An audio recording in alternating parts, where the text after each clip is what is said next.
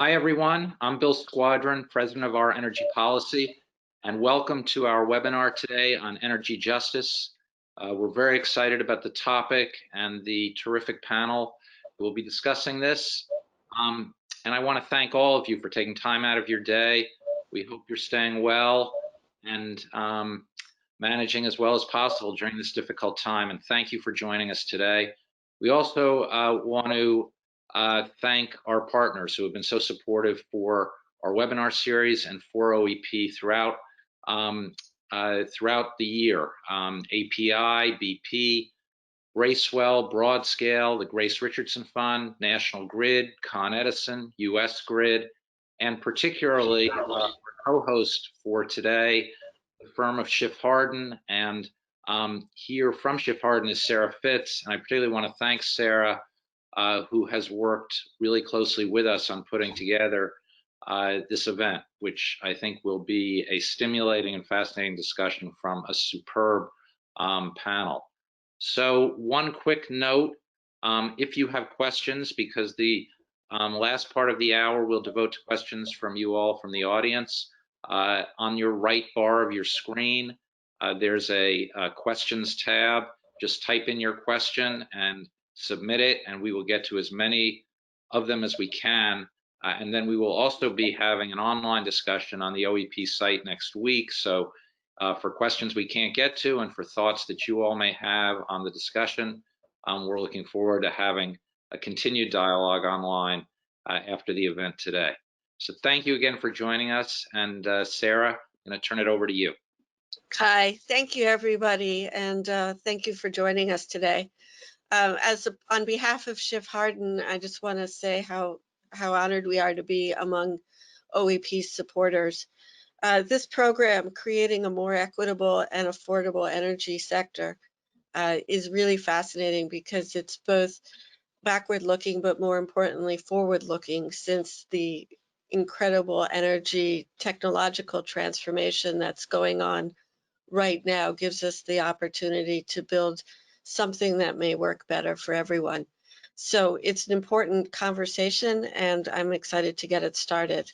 Our moderator today is Dan Kammen. He is a professor at University of California, Berkeley, the former science envoy for the U.S. State Department, and the founding director of the Renewable and Appropriate Energy Laboratory. So let me turn it over and let's start our program. Well, I want to welcome everyone to the webinar. I see we're well over 100 now and it looks like still ticking up. And I'm really appreciative of Sarah and Bill and all of the Our Energy Policy team for putting this on the topic of energy justice, which may well become the topic of our time. I think that one of the ways to think about it is that we've certainly had a discussion about climate change and climate protection over the decades. We've had a halting conversation around justice and equity. We have not had them together, but now we're hearing increasing voices from the public sector, private sector, non-governmental community, advocates, civil society, arguing in different ways that climate protection without social justice is an impossibility and that these have to go together. And we've got three really exceptional panelists and friends to talk about these issues. And so we're really honored to be joined with Michael Dorsey, who's a longtime leader in the field of social justice and of energy innovation. And he is at Ibersun, which is a company with over 5 gigawatts of installed projects, more than 30 countries, working around business integration of clean energy, and as we'll talk about, justice and serving a variety of needs. And so it's really an honor and pleasure to have Michael on. So thank you for joining us. Tony Reams is an assistant professor of energy justice at the University of Michigan, arguably and painfully to me at Berkeley, maybe the preeminent university now in the country in terms of having thought through an agenda of faculty and teams around energy and climate justice issues more broadly. And so Tony, it's really an honor to have you on. So thanks for joining us. And Devra Wang, actually a former student of mine in the long ago days, who has had extensive experience in terms of state government, local government, looking at how policies around justice and energy and both mitigation and adaptation can all work together. She's currently the program director at the Heising-Simons Foundation that's investing in positive and large-scale change in this space. And so we have really an exciting set of individuals on, and I'm just looking forward to the chance to learn from you all. And so once again, thank you all for joining us. So let me just jump in.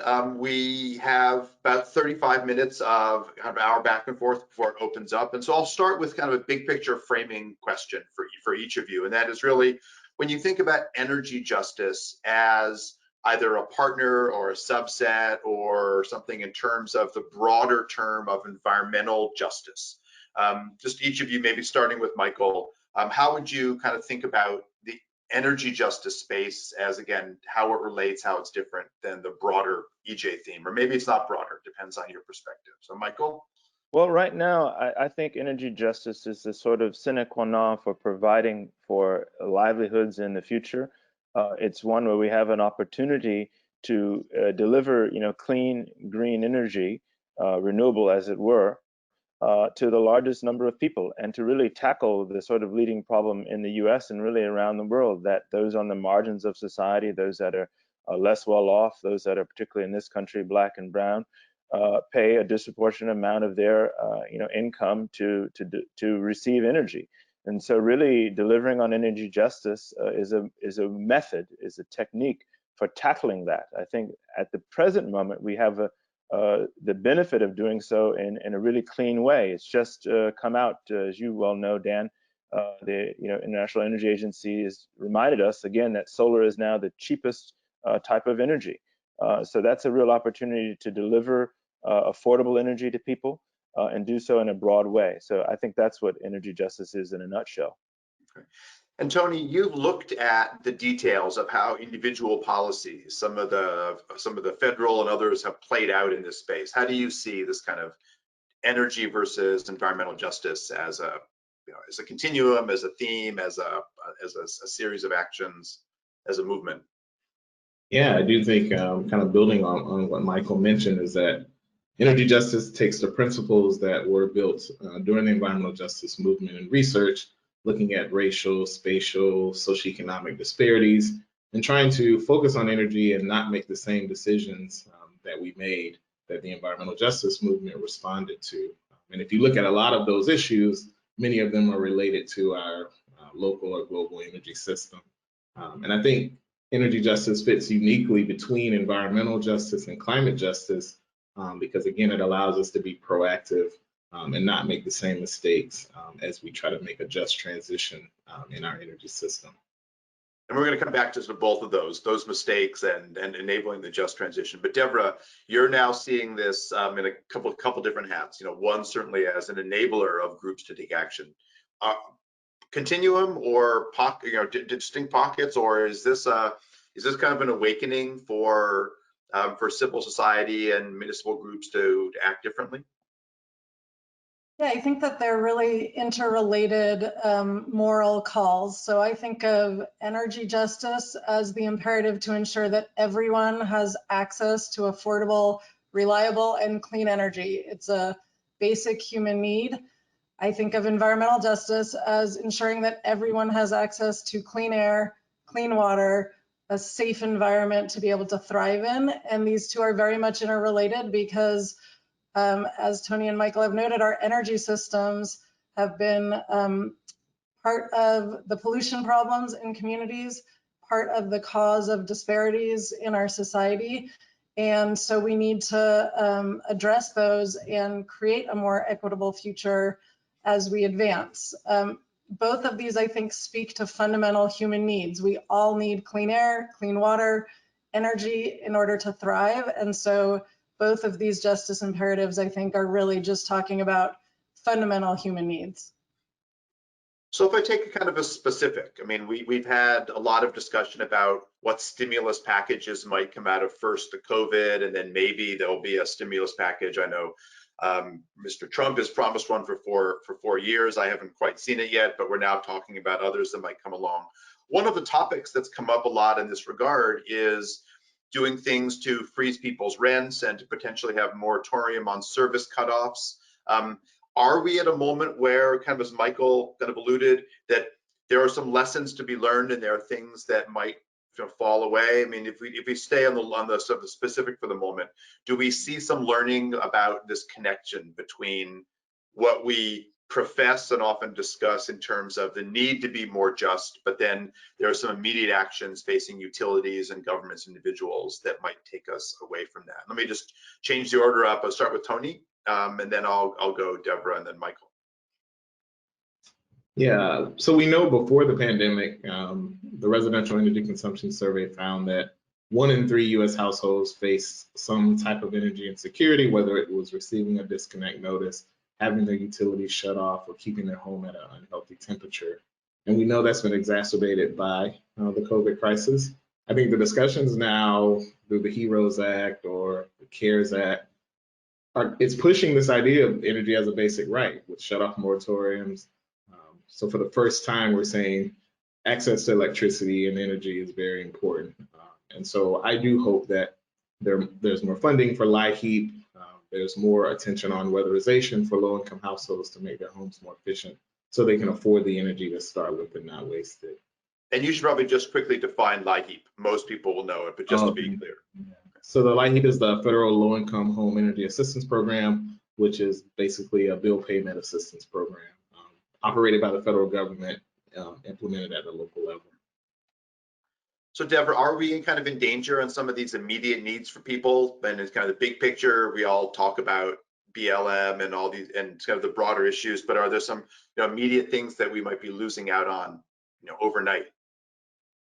Yeah, I think there are really urgent needs here. I think we've all seen the COVID pandemic and the resulting economic crisis really pull back the curtain on severe inequities in our society. And as Tony noted, these are long-standing inequities. So this crisis is showing that there are lots of families that are energy insecure, and that even in normal times, families are having their utilities shut off. So if I look at just, here in my home state of California alone, which is a state that has stronger low-income consumer protections than most, in a normal year, electric utilities shut off service to an estimated 2.5 million people. So that's about 1 out of every 10 people who's having their utilities shut off every year. And even though states and utilities did a good job at the beginning of this pandemic putting moratoria in place, many of those moratoria have now lifted. So they're remaining in less than half of the states, and an estimated more than 100 million people are now seen to be at risk. So that is just something that, we can't get through a pandemic if people don't have safe places to be living.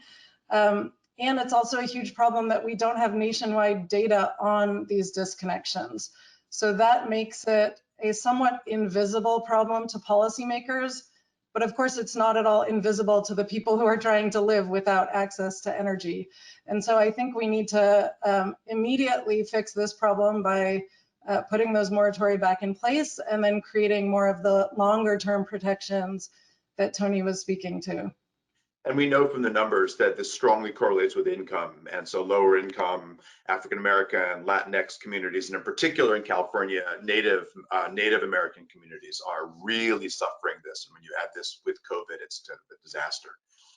Michael, same kind of question. Are we seeing some immediate policy hypocrisies going on in terms of big picture talk and then leaving these very direct things just at the whim of individuals?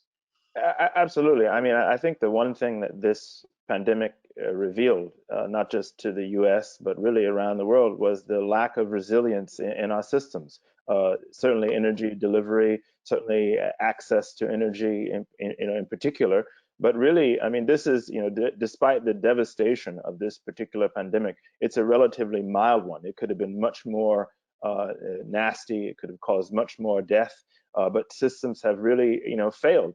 I think many of the solutions that we can deploy, as a consequence of the pandemic have actually been around. The idea of not, doing shutoffs and collecting data, that's something that should have been happening already, and we know we've got good information and insights that it hasn't been happening. But I think now is a time, if there ever was a time, is to begin to put in these systems and then to deliver what is readily deliverable. And actually, in terms of clean energy, it's getting cheaper by the quarter.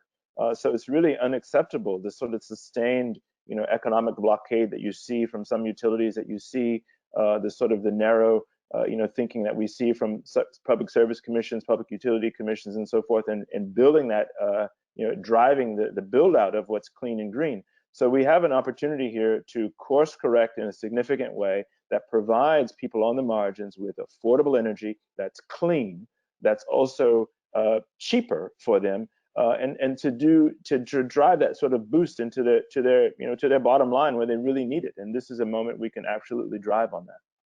And Michael, just to follow up a bit, you've got this kind of unique perspective. You have Sunrise Movement founding, you also have a private company. Are there examples of times when the regulators, the PUCs, the utilities really need that kind of kick in the pants from a private provider to say, hey, the technology is available. We don't need to do this in a way that's regressive against people of color.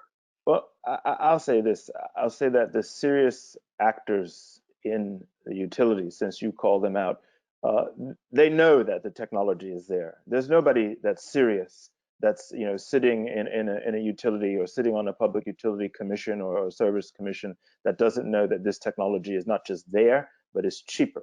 The challenge is actually, none of us, particularly on the private sector side, on the renewable side, anticipated these cataclysmic drops in prices. I think it's fair to say that we've come a long way in just not even a decade, really. This is a good cataclysm to say, right?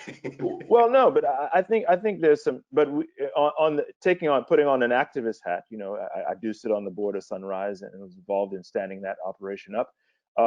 Many of us told people that don't put your money in these what are soon going to become stranded assets. Some utilities are still doing this. I don't want to call out any names, but we all know who they are. Maybe they can put some questions in the Q&A session. So right now we have a situation where folks have got to dial out of this stuff, and it's actually still possible to dial out of this. Yeah. So let me jump from this local one to kind of the big picture, so that we've sort of talked about the scope of it. One of the interesting things that's taken place is that the Sustainable Development Goals have now kind of highlighted a number of issues where energy is critical to basic services for minority communities, for low-income communities worldwide. We think of SDGs, Sustainable Development Goals, as kind of an international development question, but it's also very much an issue at home. This is not something for which, it's Nicaragua and South Sudan and not low-income areas of Chicago and elsewhere. And so if we think about energy justice kind of in the broader sense, is there a place for this, or what are some of the angles in terms of the international dialogues, US foreign policy? I mean, thinking about this as a way to integrate. And maybe so I'll jump around, start with Devra, in terms of how do you see this playing out, or what do you see some of the signs, good or bad, that we could get to thinking about energy justice as co-equal with some of the other big international themes? Yeah, I think you've highlighted the imperative well. If you look around the world, nearly 1 in 5 people doesn't have access to electricity, right? So imagine living your life without access to electricity. 3 billion people don't have access to modern cooking fuels. Dan, you're far more of an expert on all of this than I am, but these are, again, basic human needs. And there are critical justice imperatives around the globe. And as you're rightly noting, Dan, there are critical justice imperatives here within the US, because not everybody has access here at home either. So I certainly hope that as world leaders pick back up cooperation on addressing climate action, that is going to go hand in hand with pursuing some of these sustainable development goals that improve access to energy, because climate change has been caused by our energy systems. We need to transform those energy systems. And as we transform them, we should be ensuring that everyone has access to the benefits that they provide. Yeah. Tony, can I ask you to jump in on this? Yeah, I think, there is an energy justice framework out there by some scholars from the UK that allows us to kind of explore from the easy things that we can wrap our minds around, like access and affordability, to some of the more difficult discussions around intergenerational equity and responsibility, right? And so thinking about, can countries leapfrog the mistakes we've made here in the US and other developed countries to have a more just, sustainable energy future, but then also not discounting the other justice implications of, say, hydro energy and flooding communities that exist, and relocating people and taking away cultural lands. And so I think there's a robust justice conversation to have around our global energy future.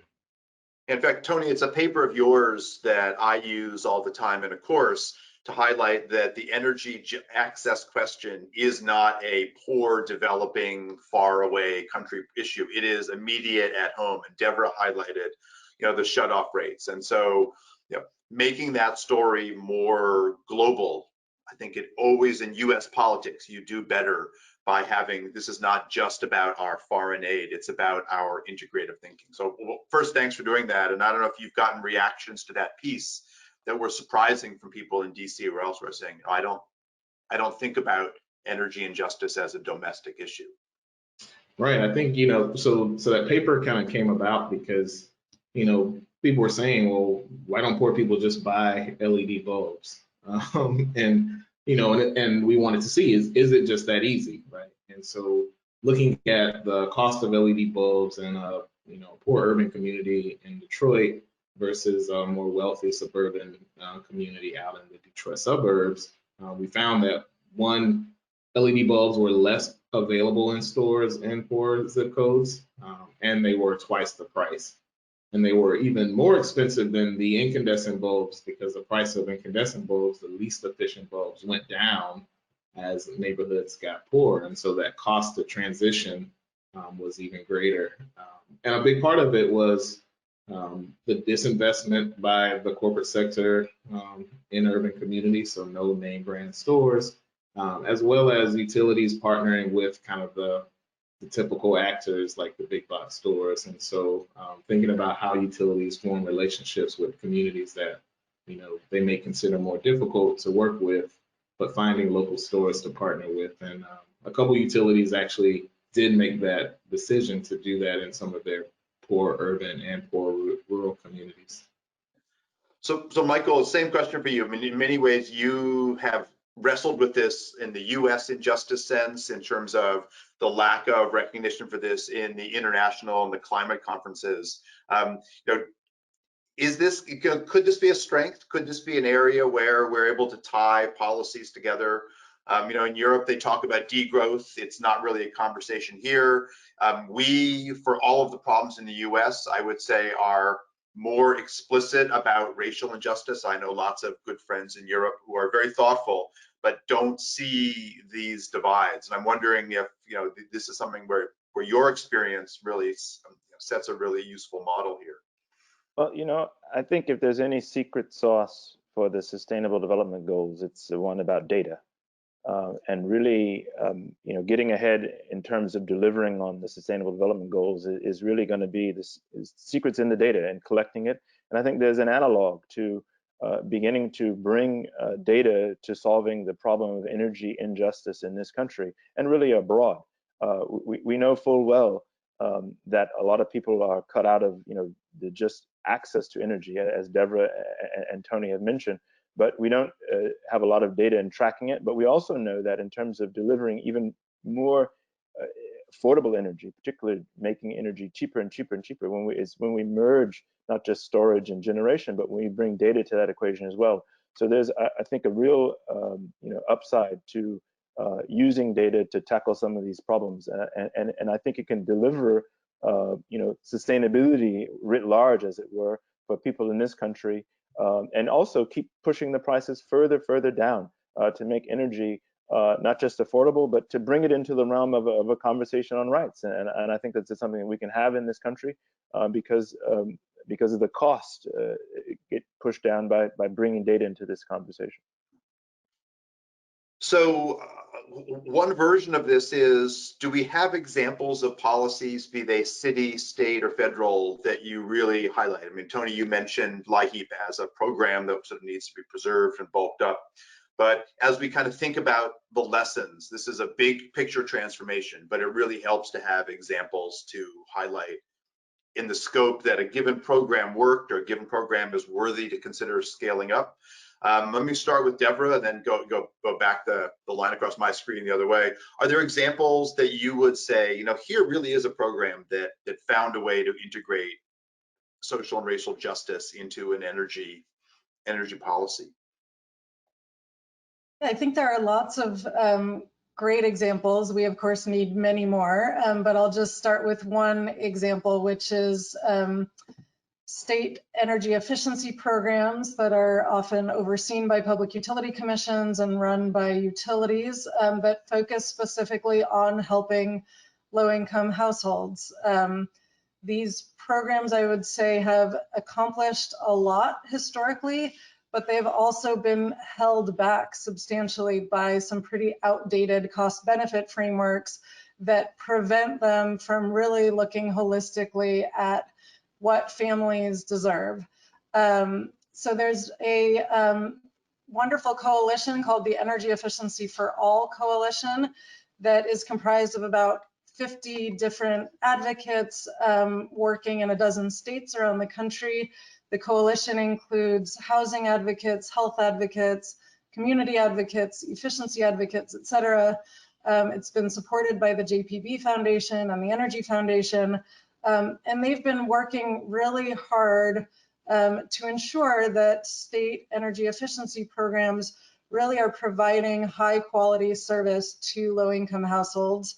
And they've been increasing funding for these efforts and helping upgrade homes for, I think they're up to something like 170,000 apartments to date and counting. And there's a lot more that we can and should be doing to provide those kinds of holistic retrofits for homes to lower utility bills and make the homes healthier. Yeah. Tony, this is squarely in your research focus, but also you serve on a Michigan statewide justice board. If you could maybe connect some of those things in terms of these examples. Yeah, Devra brought up a really good example of bringing up energy efficiency for all. They have a pretty good Midwest IFA team that has pushed a low-income working group on energy waste reduction, which is what we call energy efficiency in Michigan, and has had some really good wins with the PSC in collaboration with utilities. The one thing I wanted to highlight really quickly is that there are some lessons from the last economic stimulus that I think kind of went away after the funding went away. But one in particular was the weatherization program and an initiative in Kansas City, Missouri called the Green Impact Zone that tried to concentrate those dollars in a geographic area and really go about using weatherization as a way to improve energy efficiency, reduce energy bills, and create jobs. And so if we do have an opportunity in the next year to put more funding into that woefully underfunded program, massively invest in low-income housing, make it more efficient, treat housing like infrastructure, that would be amazing. And these are, of course, shovel ready. So, when I think about a next stimulus package under who I hope will win this election, I see these things as just ready to go. And that you could do this overnight, you could spend the money well, you get people back to work, and you would make the country more efficient. So, Michael, you have this, I'm jealous of your sort of platform of thinking about this domestically and internationally and actually doing projects. Do you see individual government efforts around the world where you really like to highlight this is a way to enable justice and clean energy projects?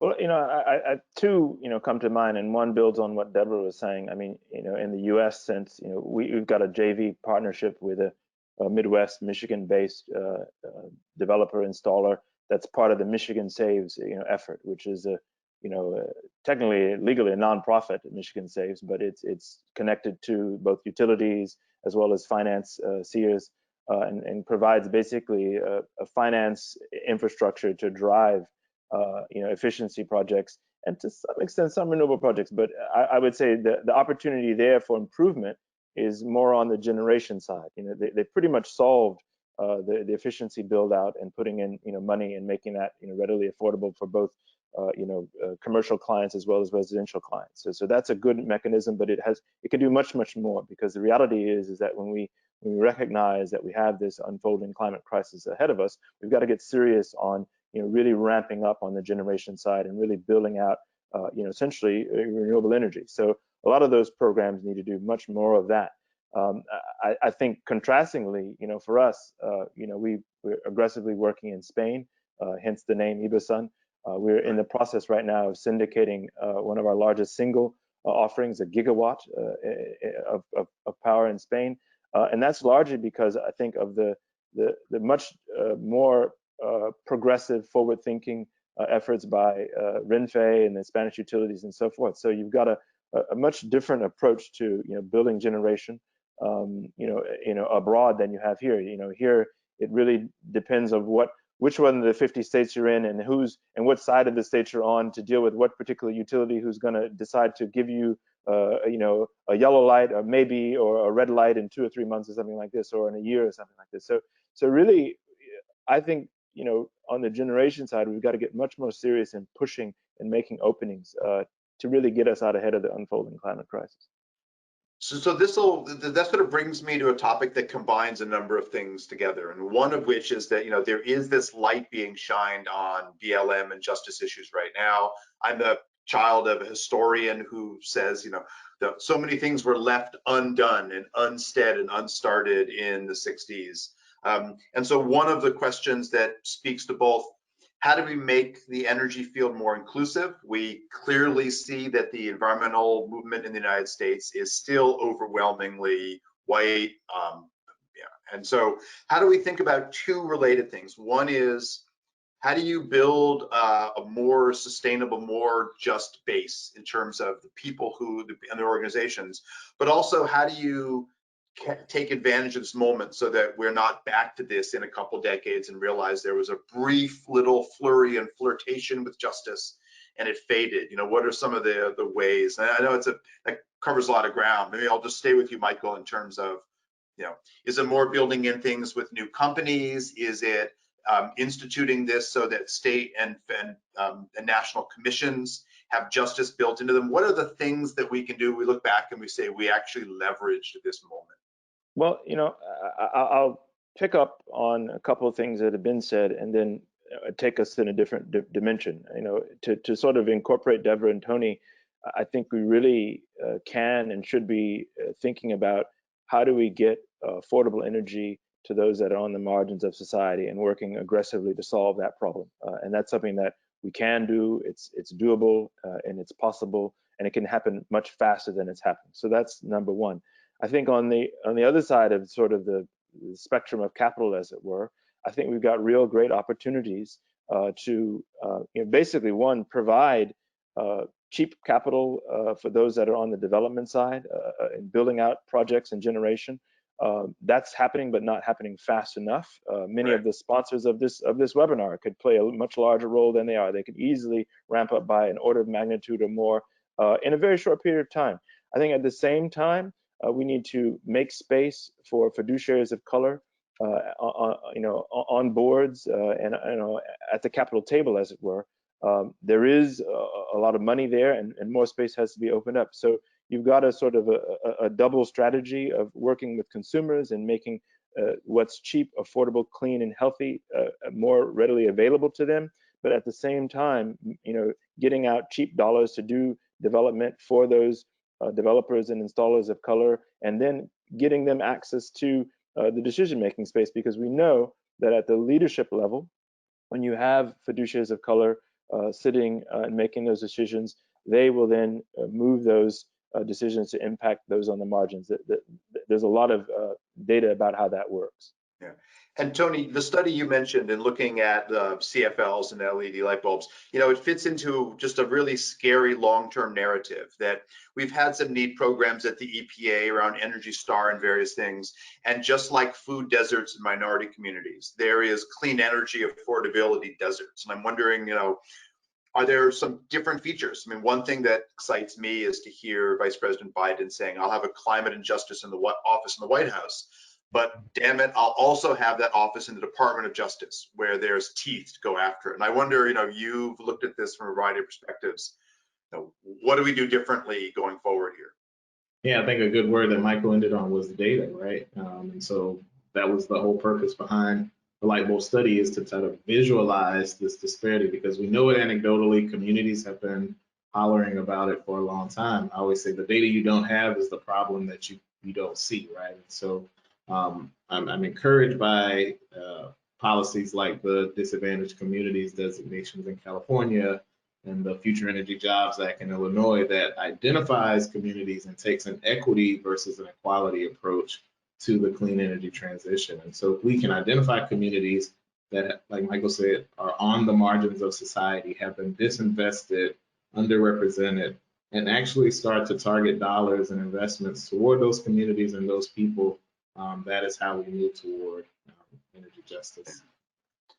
So, Devra, just same question for you. The foundation world has played a really important role in leveraging a lot of these ideas. What do you see as kind of the ability to build this out so that we literally do, sort of build back better? We do things differently going forward, and not, this is not a blip moment. This is really a change in mindset. Yeah, well, I think it starts with recognizing the moment that we're in the energy sector, which is that we really are transforming this energy system. And that happens, once every 100 years or so. So it's a really important moment, and it gives us an opportunity to really reimagine this system. And I think that starts with recognizing, as Tony just noted, the inequities that are built into the current system. And so we need to be asking ourselves questions about what we want to see in that future system, and asking the hard questions about who's going to get the jobs in this new system, who's going to get the wealth that it creates. This is a $1 trillion industry. We need to be looking at the energy access issues. Are we going to be providing everyone access to the light and the heat and the mobility that they need? Are we going to take care of the communities that have been built up around the current system and are in transition? Are we going to give voice in the decision-making process to all communities, especially the communities that have been shut out of it to date? So I think it really starts with, and I think this is part of Foundation's role, to support thought leaders that can really take a step back and think broadly about the vision of what we are trying to create for our society, and then base our decisions on that ultimate vision. I mean, it's exciting to hear. So I just want to get our audience ready. We're going to move in the next, I guess, literally minute and a half, 2 minutes to the open conversation. But if I were to go back in kind of a lightning round for each of you, and sort of one action is not fair, but if you were writing a New York Times or Washington Post or Financial Times or Economist op-ed today, what would be like the lead headline and then kind of the example you would lead with for something that we could structurally change right away? Let me just go back the same way. Devra, let me hit you with that unfair one to start with. I think I would focus on that energy access should be a basic human right in the United States, and especially in this moment of crisis, we need to be making sure that all people are able to meet their basic human needs. Tony? All right, I'll cheat a little bit because this is a new project I'm launching, but why we need an energy equity framework. And so Devra brought up Foundation. So we have some Foundation support to start a national collaborative conversation around what do we need to measure? What goals do we need to set? What baselines actually exist? And so, how do we put, information about where we are and where we want to go and actually start tracking? I mean, that sounds like a new Department of Energy office to me. Michael, same question. If you're writing an op-ed after this, what would you likely lead with on the energy justice front? So it's always a headline backwards. So the headline is a solar terawatt future is possible. We can rehearse the future today. That's the headline. And we need to do that. And the guts of that op-ed are that we need to do that because we can provide cheap, affordable, clean energy, solar, wind in particular, to people in this country, people of color in this country, people on the margins of society, not just in this country, but also around the world. And we can do it at scale, and we've got to speed up that process, because to do so, we've got to think not about gigawatts, but we've got to think about terawatts, and that's really readily possible now. Yeah, I mean, it's exciting. So I want to thank you all for just getting us going. We're going to turn it back over to Sarah and Bill to pose questions from the audience. This kind of sets the groundwork. And so in the last 20 minutes, I'm hoping we'll both do big picture and some of these real specific. So let me turn it back to our hosts for this. And, thank you all for getting us started here. Hi, thanks, Dan. This is actually Alicia Moulton from Our Energy Policy. I'll be reading off the questions from our attendees. Also, we've had a lot come in so far, but if you have a question, please submit it in the questions tab in your GoToWebinar panel.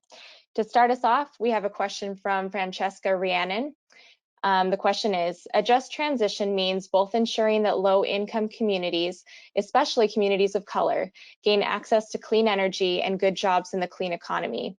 A just transition also means providing for those in the fossil fuel industry as the economy as a whole makes the transition. Could you talk about the connection between these two meanings, bringing together workers who may resist the transition in common cause with communities of color? I think anybody wants to jump in. You know, from what I can tell, you know, Dan and Alicia, thanks for that question, and whomever put it out there.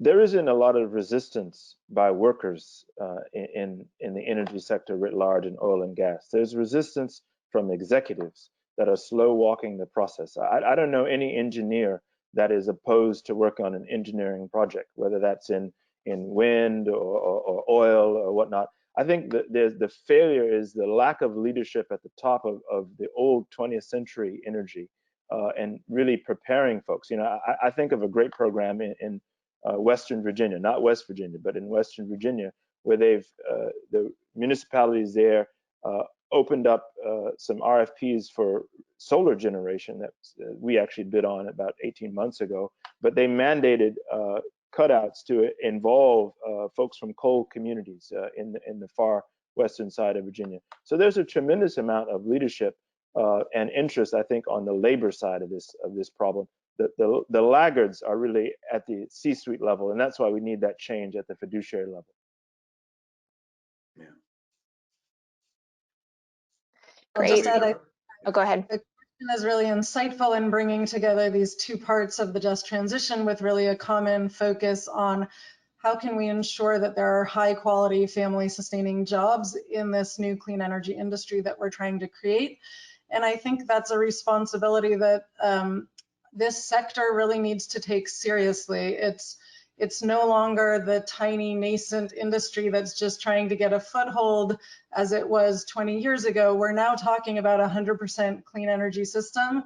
And so again, what do we want that system to look like? We want it to be one where workers are treated fairly and where people have access to high quality jobs. That does require also taking care of the communities that have built their livelihoods and built their literal physical communities around the fossil fuel industry. And I think we need to see a lot more work there as well to provide the kind of assistance that communities and workers need to really be able to transition.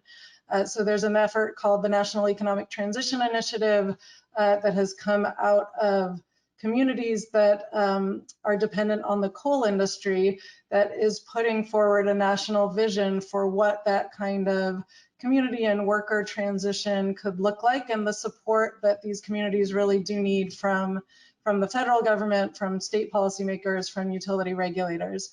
So I think that it's really incumbent on this sector to take both sides of that question very seriously and come up with real solutions. Yep.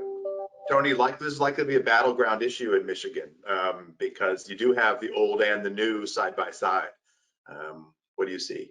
Yeah, and I think it also brings in, if you think about transitioning to electric vehicles, it brings in the auto industry. And so I think thinking broader about this idea of energy and all the different sectors that are impacted and the communities that are impacted and how those communities can access these jobs, whether they're in the energy space or some ancillary space that's connected to energy. I mean, I really like what Michael said about sort of seeing the engineers don't have a problem with it. And in California, when we do battle with administration over auto standards, the standard line from our governor is, send us your engineers, not your lawyers, in thinking about this kind of change. And so when I look at things like, for example, the Senator Schumer drafted Clean Cars for America, it's not only about just rapid fire going from about 1.5 million EVs in the country to 60 million in a decade. It's also about making explicit carve outs so that access to those vehicles and charging is specifically done for low income communities, so that you don't have to own a home and have a fancy Tesla in your garage. You can be recharging at work, on your street, etc. And the vehicles themselves can be made available at below cost because we are buying down that learning curve. And that strikes me as something that we probably wouldn't have said 10 years ago, but now the justice element of access to not just individual vehicles, whether you're buying or leasing, but rebuilding transportation systems. This is a climate justice win. So it's exciting to hear. So let's go back to the next question from our list. Yep, and actually that transitions well into a question we have from David Foster. He asks, what are the challenges and opportunities that vehicle electrification pose to energy justice? And any of you want to jump in? I'm happy to jump in because I'm really glad that transportation has been brought into this conversation, because I don't think we can think about utilities in isolation anymore, both because the transportation system is electrifying and becoming integrated with the power system, but also because people's need for energy includes the need for mobility. And mobility is a crucial justice issue in and of itself. People need to be able to get to the places they need to go. And so, research has shown that access to transportation is critical to be able to reduce poverty. And we have a crisis right now in the transportation system, especially with transit, and we need to address that. But that's not enough. We have to be looking at the vehicle side of the transportation system as well, as you were just noting, Dan. Because the US has been built to really require vehicle dependence, and having access to a car in the US is a critical path out of poverty. So we need to be making cars that are cleaner, that are cheaper to drive, affordable to everyone, which means addressing both the new car market and the used car market, and making sure that that charging infrastructure is widely available. The other piece of it that I'll just note is the trucking side of the transportation industry. It's obviously a crucial way that we all get the goods and food, et cetera, that we need. But those trucks are a huge source of pollution in communities that have historically been burdened by many different sources of pollution. And so it's also an urgent priority to clean up those trucks as well. Great. Well, if we could move forward, our next question is on gentrification and weatherization programs. We've actually had a few questions on this topic. One question, Jonah Messinger says, do weatherization programs have the risk of contributing to rising home values, which can both increase property taxes and drive gentrification? And James Green asks, can you all talk about the balance between needing to weatherize homes, but without then raising rents and forcing people out? Yeah, such a great question. And I think that is definitely one of the challenges of privately funded energy efficiency programs. I think the government funded programs do have some protections in place, particularly for landlords that participate. They can't raise rent. I see them as a homelessness prevention program because they do allow people to lower their costs. So I'm definitely a strong advocate for the weatherization assistance program.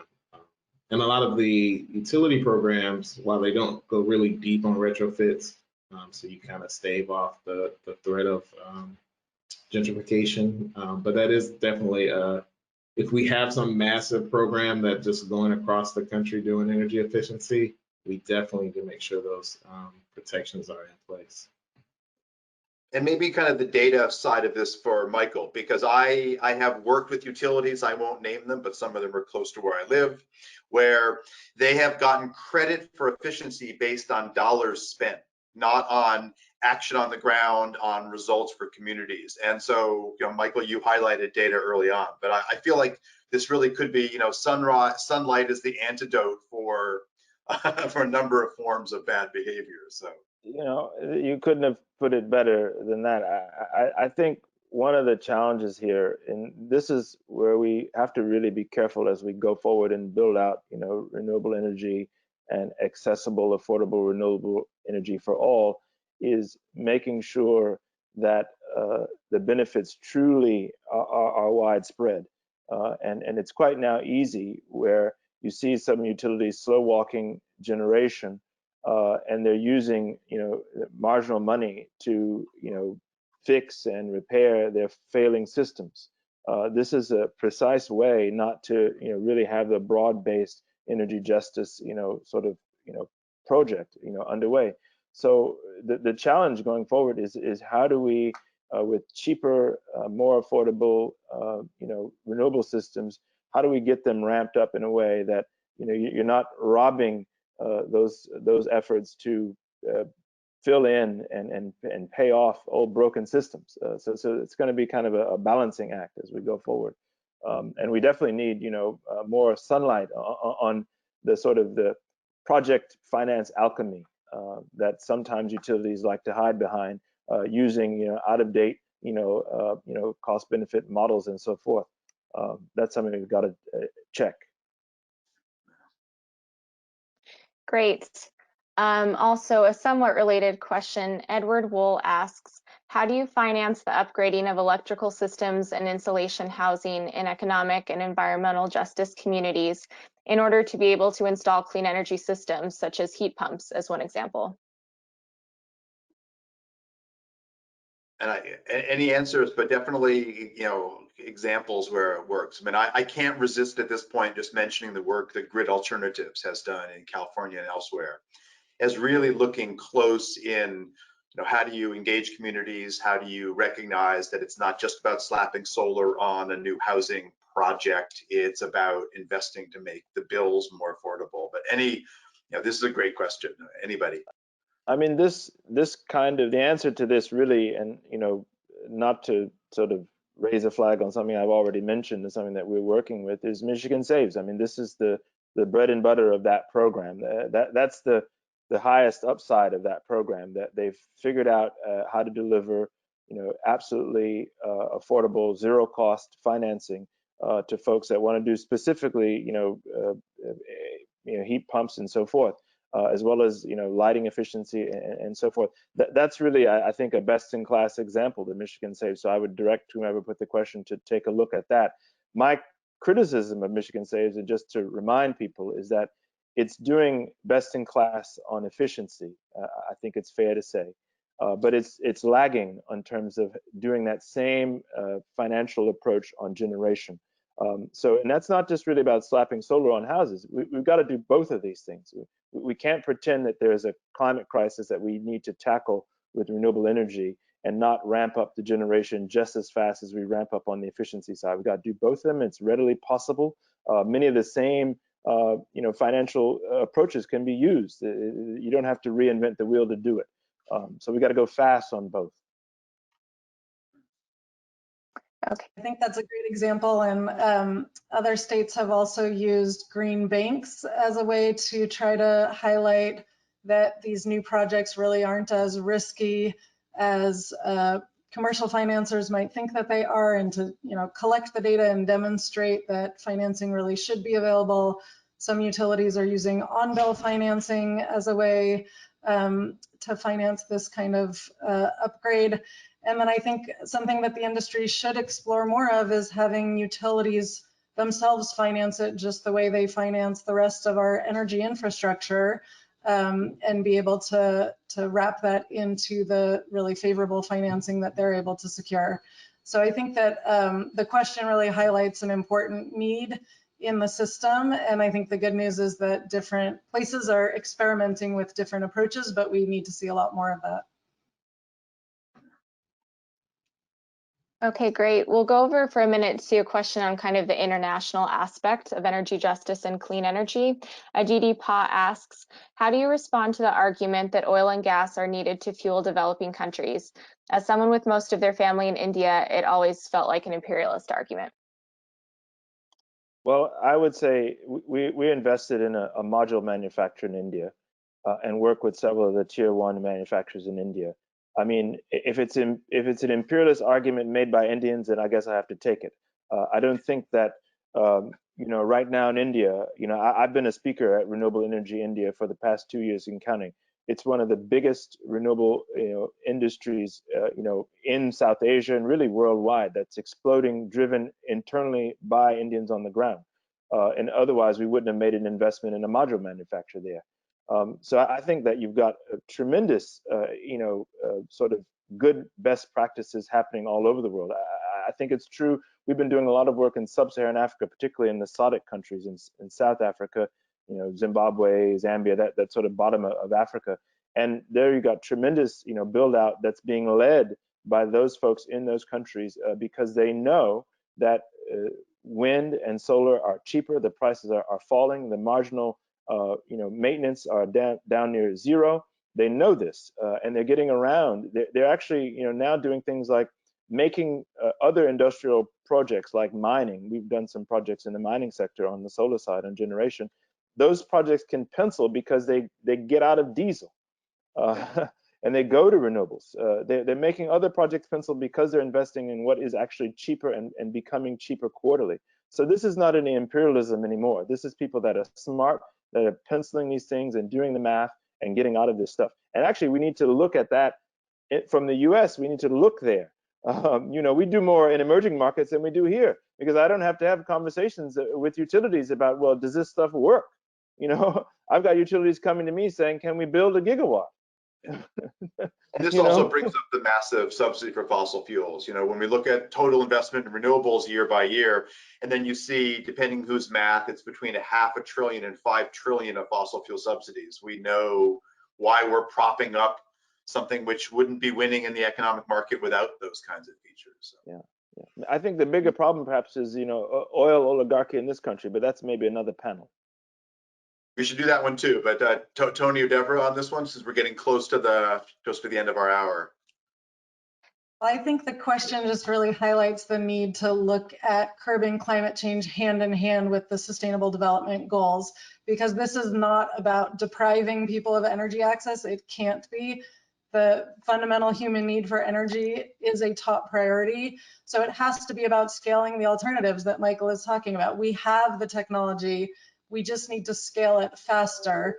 And those technologies mean that we don't need that oil and gas. So it's not about depriving anybody of the energy that they need. It's about meeting those needs just in a clean way. Yeah, and I think that gives us some hope that in the new year we return to more global international conversations around these topics. Where all as a former science envoy for the State Department, I am really itching to get back to that conversation, armed with better data, companies, justice as a lens. I mean, it's really exciting. So just want to ask, do we have time for one more, or are we? Yes, yeah, just briefly, one more question. There's so many other good questions, but just this last one to end.